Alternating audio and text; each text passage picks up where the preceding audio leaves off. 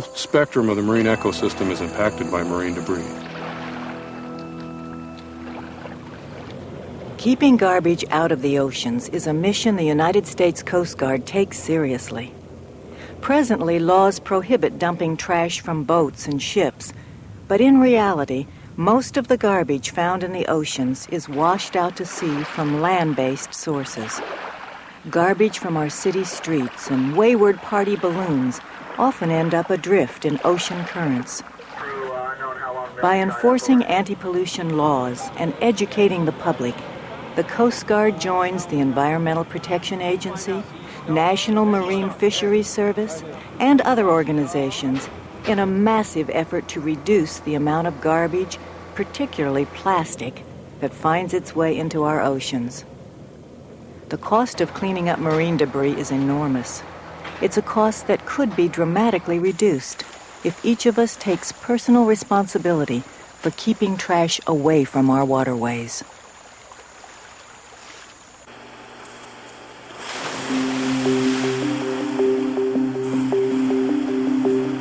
Once we removed the plastic from her stomach, she was able to eat more, but her muscles were still really stiff and weak from the trauma of stranding, and she could hardly swim. Volunteers encouraged her, sometimes inch by inch, to swim forward for another bite of her favorite meal, squid. Aquarium staff, with the help of over 80 volunteers, monitored her progress 24 hours a day. Volunteers often swam with her to provide both mental and physical exercise. As the animal regained its strength, began to eat, its behavior changed to be more of what we would consider normal for this species of animal. And in that, the animal moves very rapidly at times through the pool, will spy hop, and porpoise about the pool in these periods of high energy output. She has played in the water before after the medical procedures, but never this in depth. She went right forward and had her head in there and seemed to be echolocating, moving her head around, using her echolocation. She's going back right now, just kind of in there playing around. Maybe getting a little back scratch, back rub. Inky is a scientific treasure. It is an animal that lives alone at sea, an animal that has never been able to be observed at sea for any period of time. So this has been a golden opportunity to see how they behave. In fact, the name Inky came from her species' unusual ability to produce a cloud of ink.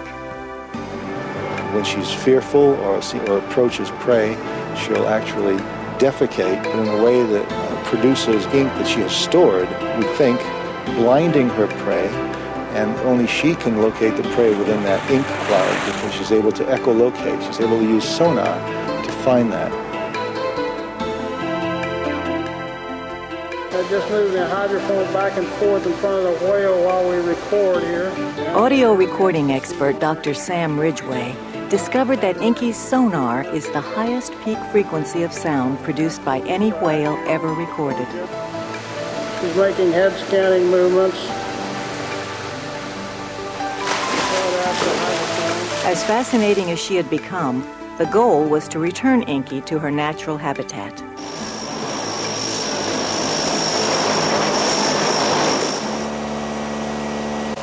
After weeks of planning and rehearsal, Inky made a strenuous 4-hour flight to Florida on a Navy cargo plane. Should be about 2 or 3 minutes, we'll be on deck. We're like 10 miles out now.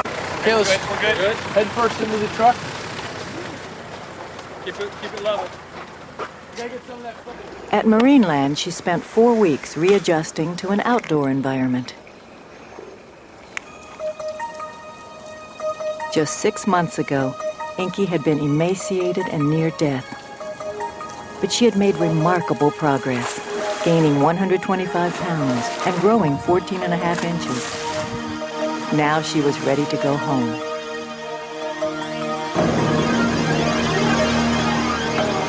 Inky arrived at Port Canaveral before dawn. She would travel aboard a research ship provided by the National Oceanic and Atmospheric Administration. The relentless, would carry her into the Gulf Stream, where she would have the best chance to find plenty of squid. We're right on schedule. It was a smooth trip for her. She's feisty and ready to go. Yep.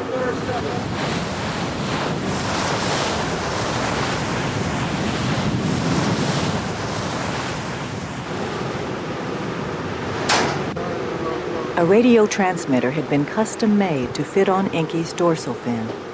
Designed to come off after about 4 days, it would send out signals to be picked up by special receivers on board the ship. The radio pack tells us where she is, her swimming patterns, it tells us her dive patterns, and all of that information we can put together and come up with a pretty reasonable guess as to what she's actually eating and therefore how healthy she is. No one's done this before in the sense that we've actually been able to track the animals, a little pygmy sperm whale like this. We don't know what to expect. We're going to put her back in the ocean and see what she does from there, and we hope she's going to do well.